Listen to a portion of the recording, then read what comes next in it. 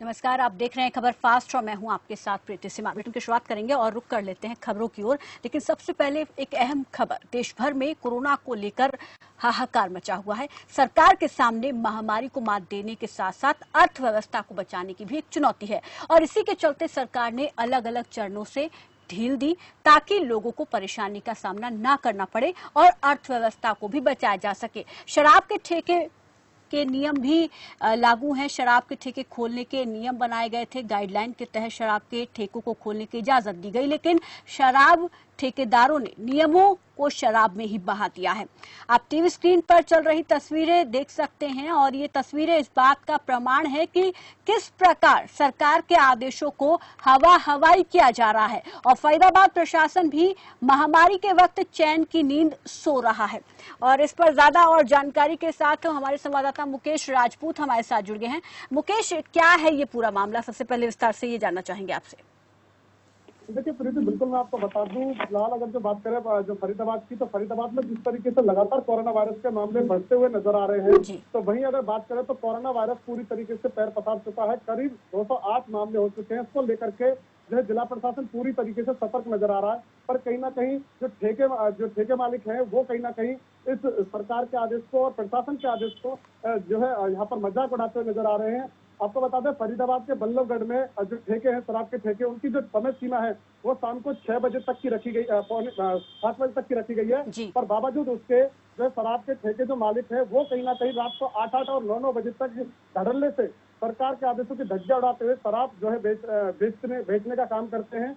जिसको लेकर के हमारी जो है सेल्समैन से बात हुई, तो सेल्समैन ने साफ तौर पर ये कहा कि हम तो जी ठेके मालिक के आदेश से इस ठेके को खोल रहे हैं। हालांकि टाइमिंग भले ही 7 बजे की हो, पर ठेके मालिक ने कहा है खोलने के लिए। और इतना ही नहीं कि ठेके का शटर बंद कर देते हैं और उसके बाद जो शटर के साइड में एक कोना सा कटा हुआ होता है शटर का, और उसमें से जो है दबा के जो है शराब यहाँ पर बेचने का काम करते हैं। हालांकि पुलिस प्रशासन की इस पर जो है कड़ी नजर रहनी चाहिए थी, पर कहीं ना कहीं ऐसे इलाके की बात करें तो वहां पर पुलिस प्रशासन की निगाह बिल्कुल भी नहीं है।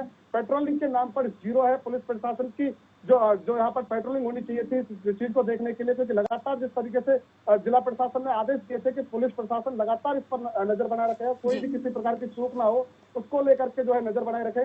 पर कहीं ना कहीं पुलिस प्रशासन की मिली भगत यहाँ पर मानी जा रही है। कुछ लोगों का कहना है कि पुलिस आती है तो देख करके चले जाती है पर रोकती नहीं। तो पूरी तरीके से ये कहा जा सकता है कि कहीं ना कहीं पुलिस प्रशासन की मिली भगत से यहाँ पर जो है ठेके जो देर रात खोले जाते हैं। जी, क्या इस मामले में शराब के ठेकेदारों से बात हो पाई है? आपने कहा कि सेल्समैन से तो बात हुई, लेकिन क्या इस पूरे मामले को लेकर ठेकेदारों से बात हुई है? क्या कुछ उनकी तरफ से कहा गया है? जी देखिए, बिल्कुल हमारी जब ठेके मालिक से इस पर बात हुई तो उसने साफ तौर पर सबसे पहले तो ये कहा कि मुझे पता ही नहीं है पूरे मामले का। सेल्समैन अपनी जो है जेब खर्ची के लिए रात को ठेके खोल लेते हैं। पर कुछ देर बाद जब ठेके मालिक से हमारी बात होती रही तो कुछ देर बाद उसने ये भी कबूला कि कहीं ना कहीं सरकार को, क्या सरकार तो आदेश बना देती है पर भरना तो ठेकेदारों को पड़ता है अपनी जेब से। इस तरीके से जो समय सीमा जो बनाई गई है उससे कहीं ना कहीं ठेके मालिकों को पूरी तरीके से नुकसान है, क्योंकि उन्हें जो उनका जो टैक्स होता है वो बराबर जो है भरना पड़ता है। पर कहीं ना कहीं इस तरीके से ठेके बंद करने से कहीं ना कहीं उन्हें लॉस होता है, तो इसके लिए वो अपने ठेके खोलते हैं। जी, तो क्या ये वजह मानी जाए जो शराब पर शेष लगाया जा रहा है उसको उसकी भरपाई करने के लिए चोरी छिपे समय सीमा से ज्यादा शराब बेची जा रही है, समय सीमा के बाद भी बेची जा रही है? देखिए, बिल्कुल साफ तौर पर जो ठेके मालिक का जो कहना है उससे तो यही साफ जाहिर होता है कि कहीं ना कहीं जो भरपाई के लिए कहीं ना कहीं जो है समय सीमा से उससे आगे भी जो है शराब के ठेके खोले जा रहे हैं। और साथ ही साथ मैं आपको बता दूं, जिस तरीके लॉकडाउन हुआ, लॉकडाउन में पूरी तरीके से शराब तस्करों ने दब के फरीदाबाद में शराब बेची। हालांकि पूरी तरीके सरकार की तरफ से ये आदेश दिए गए थे कि ठेके बंद रहेंगे, शराब पर प्रतिबंध रहेगा। पर कहीं ना कहीं जो ठेके मालिक थे वो भी अपनी हरकतों से उस समय बाज नहीं आए और उन्होंने जब तक कहीं ना कहीं जो है दूसरे तरीके से शराब ठेके से तो नहीं बल्कि दूसरे तरीके से शराब बेचना यहाँ पर शुरू कर दिया था। पूरी तरीके से शराब बेची गई थी। प्रशासन ने यहाँ पर कई बार ऐसी कामयाबी हासिल की जो कि कई बार पेटियां शराब की पकड़ी थी, पर बावजूद उसके जो ठेके मालिक हैं वो अपनी आदतों से बाज नहीं आते और वो कहीं ना कहीं जो है गैर कानूनी तरीके से शराब बेचने का भी काम करते हैं। और ऐसा ही जो नजारा है फिलहाल जो है फरीदाबाद के बल्लभगढ़ में चल रहा है, जहाँ पर ठेके समय सीमा से भी अधिक समय पर खोले जाते हैं। करीब 9 बजे से भी अधिक समय तक जो है ठेके खोलकर शराब बेचने का यहाँ पर काम किया जाता है। जी, तो आप बता रहे हैं कि प्रशासन जो है वो कुंभकर्णी नींद सो रहा है, लेकिन क्या अब जब ये मामला उजागर हो चुका है तो ऐसे में प्रशासन की नींद खुली है? क्या प्रशासनिक अधिकारी अब इस चीज से अवगत है कि ऐसा हो रहा है? देखिए, बिल्कुल मैं आपको ये बता दूं कि जब हमारी ये सारी हमारी बात हुई इस मामले में, पूरे अधिकारियों से बात हुई थी। एसडीएम साहब से मैंने कई बार फोन किया, हालांकि एसडीएम साहब ने कई बार में मेरे जाकर के फोन उठाया, और उसके बाद जब मैंने उनसे कहा कि सर इस तरीके का मामला है और इस पर मुझे आपका वर्जन चाहिए, तो उन्होंने साफ तौर पर मना कर दिया, कह दिया कि मैं अभी मीटिंग में हूँ, मैं कोई वर्जन नहीं दे सकता, आप एक्साइज वालों से बात करिए। पुलिस से अगर जो एसीपी की बात करें तो एसीपी साहब से मेरी बात हुई, उन्होंने भी कहीं ना कहीं अपनी बात को टाल मटोल करते हुए जो है मामला पीआरओ तक, जो उन्होंने ये कहा कि पीआरओ से बात करें। तो कहीं ना कहीं देखिए साफ तौर पर यह देखा जा रहा है कि अधिकारी अपनी जिम्मेदारी पूरी तरीके से नहीं समझ रहे, क्योंकि अधिकारियों से जिस तरीके से हमारी बात हुई थी, अधिकारी को तुरंत एक्शन में आकर के उस पर कार्रवाई करनी चाहिए थी, पर कहीं ना कहीं अधिकारी इस पर पूरे जो है टाल मटोल रवैया उनका जो है यहाँ पर देखने को मिल रहा है। हालांकि डीसी साहब से भी मैंने 2 बार फोन किया, डीसी साहब ने फोन नहीं उठाया, तो कहीं ना कहीं यह माना जा सकता है कि पूरी तरीके से प्रशासन इसमें जो है अपना ढीला रवैया अपनाते हुए कहीं ना कहीं इस तरीके से उनको और छूट देने का काम कर रहा है। जो कि शराब तस्कर हैं वो लगातार उनके जो है हौसले बुलंद होते रहते हैं, क्योंकि अधिकारी इस पर कार्रवाई नहीं करते,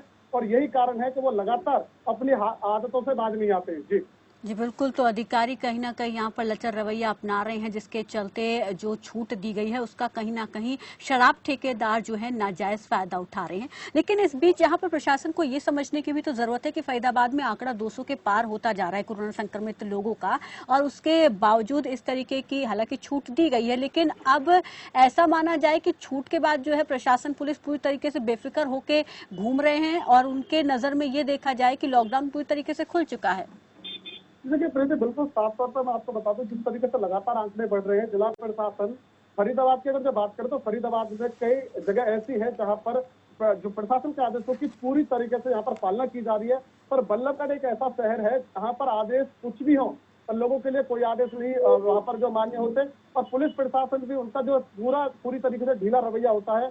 और आपको बता जिस तरीके से ये जो क्षेत्र लगता है आदर्श नगर थाना के अंतर्गत आता है, इस इलाके में अगर जो बात करें प्रीति, तो सबसे ज्यादा गैरकानूनी काम होते हैं। यहाँ पर अवैध तरीके से शराब बेची जाती है, तरल जो गांजा भी सप्लाई यहाँ पर जो है धड़ल्ले से की जाती है, पर बावजूद उसके पुलिस प्रशासन को पता सब कुछ होता है, पर कार्रवाई कुछ नहीं होती। 0/0 जो है उनका जो खाता रहता है, पुलिस को पता सब कुछ है, पुलिस को अगर सूचना की जाए तो पुलिस उस पर कार्रवाई करने की बजाय उनसे साठगांठ करके उनसे सेटिंग कर लेती है। मुकेश, जिस तरीके से आपने बताया कि आपने भी कई प्रशासनिक अधिकारियों से संपर्क करने की कोशिश की, लेकिन आपको संतोषजनक जवाब नहीं मिल पाया। खबर फास्ट भी लगातार प्रशासनिक अधिकारियों से फोन करके उनसे जानने की कोशिश कर रहा है कि आखिर प्रशासन इन चीजों से अवगत है कि नहीं, लेकिन मामला जानने के बाद प्रशासनिक अधिकारी ऑन एयर बोलने को तैयार नहीं है। तो कहीं ना कहीं यहाँ पर अब ये मान लिया जाए कि ये कहीं ना कहीं प्रशासन की मिली भगत है, जिसके चलते प्रशासनिक अधिकारी इस पर बोलना नहीं चाहते हैं या इस ओर ध्यान ही नहीं देना चाहते हैं।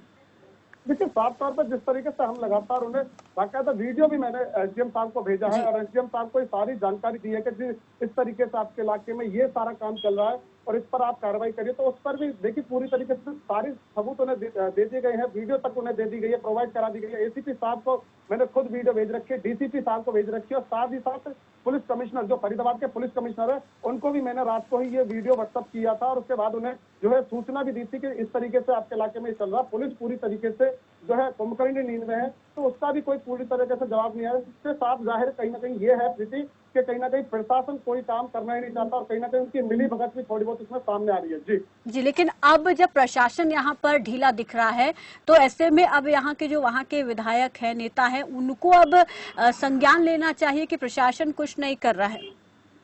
देखिए बिल्कुल, अभी हमारी किसी विधायक से मामले में बात नहीं हुई है, हालांकि मतलब उम्मीद की जा रही है कि प्रशासन सोया हुआ, तो यहाँ पर उच्च अधिकारी जो नेता हैं वो इस पर आगे कदम उठाए, उम्मीद यही की जा रही है। शुक्रिया मुकेश, हमारे साथ जुड़ने के लिए, तमाम जानकारी के लिए। चलिए आपको सीधी प्रेस कॉन्फ्रेंस दिखाते हैं दिल्ली के मुख्यमंत्री